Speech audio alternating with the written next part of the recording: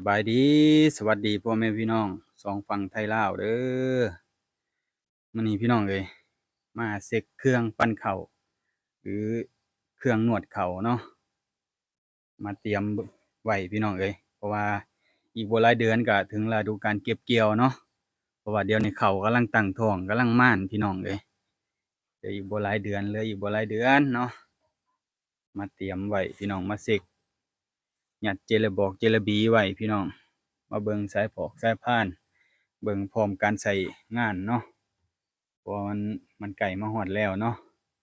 นี่แหละพี่น้องเครื่องเฮากับก็ได้ใช้พี่น้องเอ้ยอาจสิบ่ใหม่ปานใดแต่ว่าเครื่องก็ร้อยอีดอกเนาะคนก็ร้อยเครื่องก็ร้อยพร้อมใช้งานเนาะอันนี้เป็นเครื่องจักรพี่น้องเอ้ยจักร24ประมาณ24นี่แหละเนาะ24 22พี่น้องเนาะจักร22ประมาณนี้แหละเนาะเป็นเครื่องจักรจีนเนาะบ่กองใช้มีเงินมีคำจังว่ากันใหม่ให้เพิ่นอยู่เพิ่นค้ำเพิ่นคูนหาเงินหาคำซะก่อนเนาะพี่น้องเนาะบ่ได้ใช้ได้สอยมื้อนี้ก็เช็กพวกสภาพสายพานพี่น้องเช็กพวกสภาพสายพานแล้วก็ยัดเจลาบีอีพอเนาะเบิ่งพวกน็อตพวกหยังว่ามันพร้อมใช้งานบ่เพราะว่ามันเหลืออีกบ่หลายเดือนเด้พี่น้องเบิ่งพัดลอกพัดลมมันเนาะเช็กเบิ่งอันว่าเครื่องก็สิเปลี่ยนแต่อันพี่น้องหม้อน้ำเปลี่ยนหม้อน้ำเนาะ เปลี่ยนหม้อน้ำแล้วก็สิเช็กเบิ่งสายน้ำหมอกน้ำมันเนาะเพราะว่ามื้อนี้ได้ยิงเจระบอกเจระบีเลยแล้วก็สิแต่งปีหน้าปีฮื้อเฮาจังว่ากันใหม่สิเก็บสียิงเพราะว่าย้านสนิมมันกินหลายเนาะปีหน้าก็สิเก็บสีพี่น้องปีนี้ใส่ไปก่อนเนาะปีหน้าสิเก็บสีเพื่อบ่ให้สนิมมันกินเพราะว่ามักเหล็กพี่น้องเหล็กหนาแรงเนาะคือว่าเครื่องอันนี้เนาะเอิ้นซิงค์อิหยัง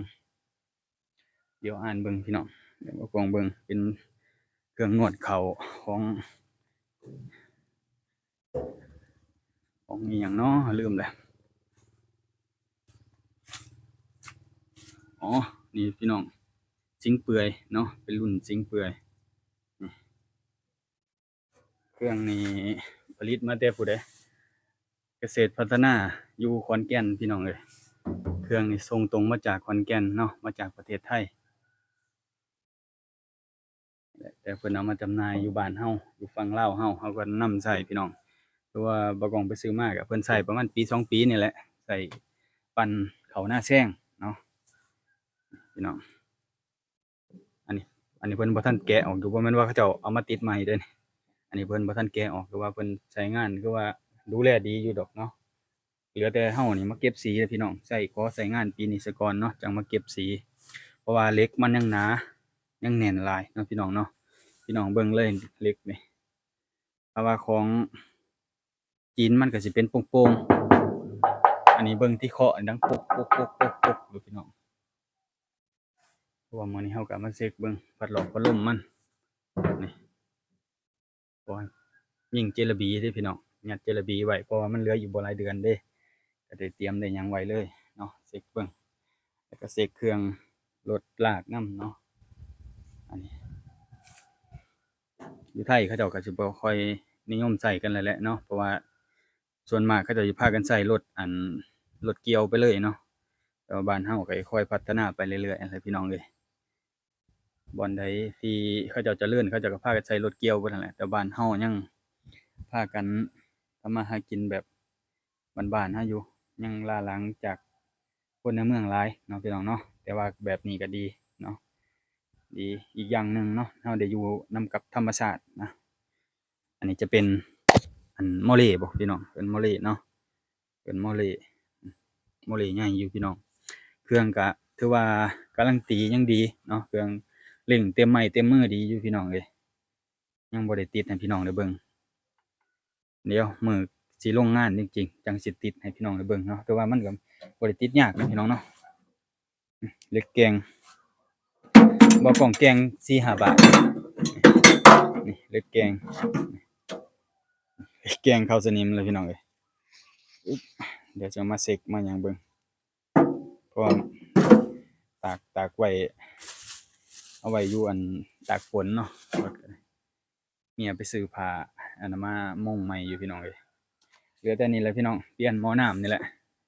เดี๋ยวบ่กล้องมาแต่บ้านก็จะเปลี่ยนหม้อน้ำแล้วก็ให้พอเราเสร็จกันตัวนี้พี่น้องเอ้ย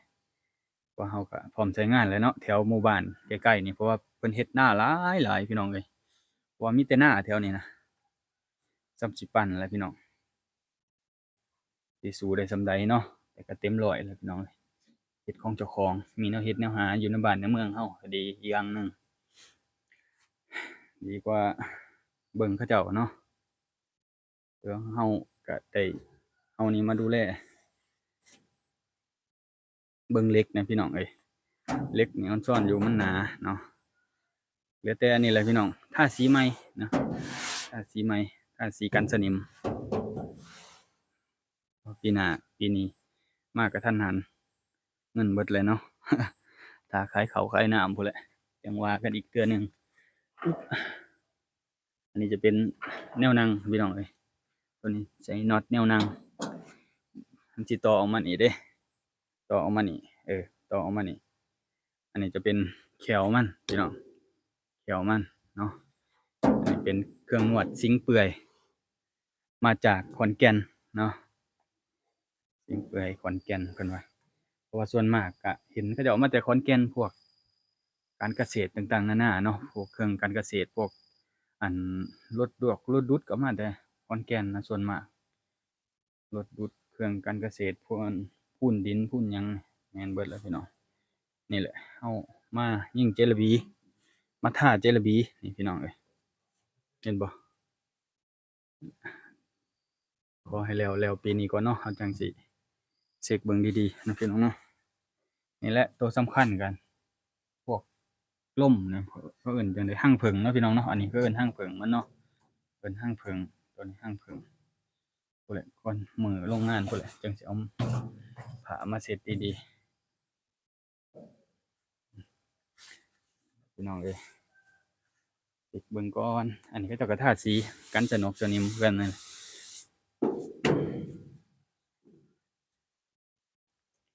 ถือว่ายังแน่นอยู่เหล็กล้วนๆเลยพี่น้องเอ้ยตัวนี้เป็นง่ายพี่น้องใช้ง่ายอยู่แต่กี้บ่กล้องเคยไปปั้นข้าวอยู่บ้านนอกเนาะเป็นเครื่องใหญ่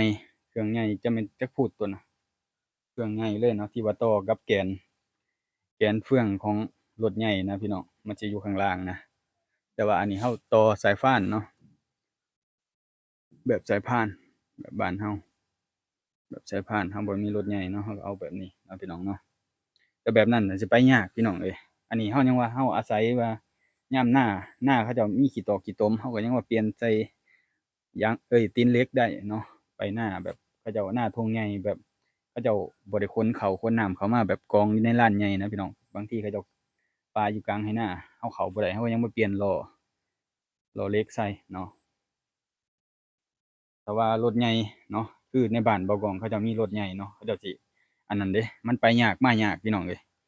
เข้าบ่ได้ต้องจำเป็นต้องได้ขนเข้ามาไว้อยู่เดินเรือนพู้นอันนั้นมันก็เสียเวลาอีกเนาะอันนี้เรายังว่านี่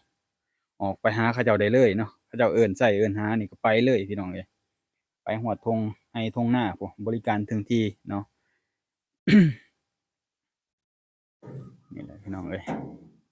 แต่มันดูแลเองก็บ่มีแนวเฮ็ดแนวหาพอเฒ่าเราก็อยากให้เฮ็ดอยู่บ้านอยู่เมืองเรามีแนวเฮ็ดแนวหาตนลูกสิตนเต้าเนาะหาเฮ็ดเวียกเฮ็ดงานหลายปีหลายชาตินี่แหละพี่น้องเอ้ย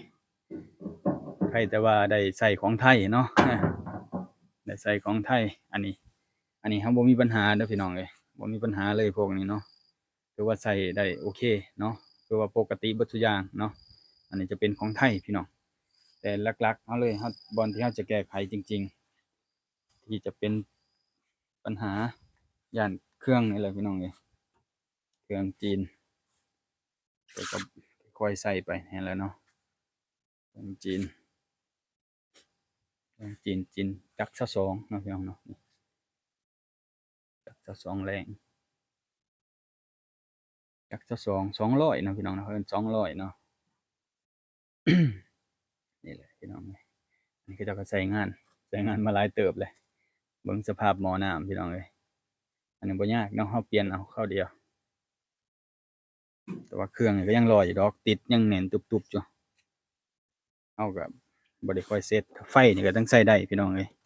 ไฟนี่ยังใช้ได้เนาะไฟนี่ต่อเลยเนาะเพิ่นว่าต่อใส่มันสิมีบอลต่อเนาะเอ้าพี่น้องเอ้ยนี่แหละเนาะจะเมียนแต่มัดปึ๊บนี่แหละพี่น้องเอ้ยเสร็จเรียบร้อยเนาะเหลือแต่เปลี่ยนหม้อน้ำอย่างเดียวเนาะแล้วก็รอมื้ออันโรงงานของจริงเนาะเหลืออีกบ่หลายเดือนพี่น้องเอ้ยนี่เขาเริ่มตั้งท้องตั้งพากันม่านเบิดเลยหอมกรุบทีบอยู่เขาเบิ่งมีแต่เขาแถวนี้โตหลักๆเลยเนาะชาวบ้านเพิ่นเฮ็ดให้เฮ็ดนาเบิดแถวนี้พี่น้องเอ้ยเฮ็ดสวนก็ส่วนอีกส่วนหนึ่งเนาะแต่หลักๆเลยเขาเจ้าเฮ็ดนากินเนาะเหลือกินก็ขายบ่มีเงินก็ขายเนาะคือว่าเขาเจ้าเฮ็ดนาเป็นหลักพี่น้องเอ้ยเราก็ได้โอกาสในจุดๆนี้แหละมันมีแนวเฮ็ดแนวหามีแนวทำมาหากินก็คือแนวนี้แหละนี่ก็สิได้เป็นปีพี่น้องแต่ได้บ่เกิน20กว่ามื้อดอกเนาะปั่นข้าวก็ได้ก็ช่วงระยะสั้นก็แต่ว่ามันก็คันเราได้มื้อละ4-5ล้านนี่ก็ยังโอเคพี่น้องเอ้ยไปเบิดมื้อเนาะแต่ว่าเครื่องเพิ่นมาอยู่นำเราเพิ่นค้ำเพิ่นคูนเนาะอาเพิ่นบ่มีปัญหาเพิ่นช่วยเราทำมาหากินเราก็สิได้หลายล้านอยู่พี่น้องเอ้ยแล้วแต่ชาวบ้านเพิ่นสิเอิ้นใช้เอิ้นหาเนาะบ่ยากไปเบิดซุอย่างซุแนวไปบ่อนทุกที่เลยนะบ่อนเขาเจ้าเอิ้นเอ้าพี่น้องโอเคเนาะฝากสนับสนุนติดตามรับชมเบาก้องนำเด้อพี่น้องเอ้ยช่วงนี้อาจสิบ่ได้ลงคลิปต่อเนื่องปานใดเนาะช่วงนี้บ่ค่อยได้ถ่าย เมื่อวานนี่ก็ไปขายของพี่น้องเอ้ยพอได้เนาะพอได้ใช้ถ้าว่ามันมีตลอดก็คงสิดีเนาะอันนี้มีโดนๆเทื่อพี่น้องเอ้ยเอ้าโอเคพี่น้องเอ้ยถ้าเบิ่งรอเบิ่งมื้อโรงงานจริงเนาะปั้นข้าวปีนี้บ่ฮู้ว่าผู้ใดสิเป็นผู้โชคดีได้เปิดเปิดอันงานเนาะงานแรกสิได้สิทธิพิเศษอยู่ดอกเนาะคันได้เปิดงานแรกจะให้สิทธิพิเศษเนาะอืม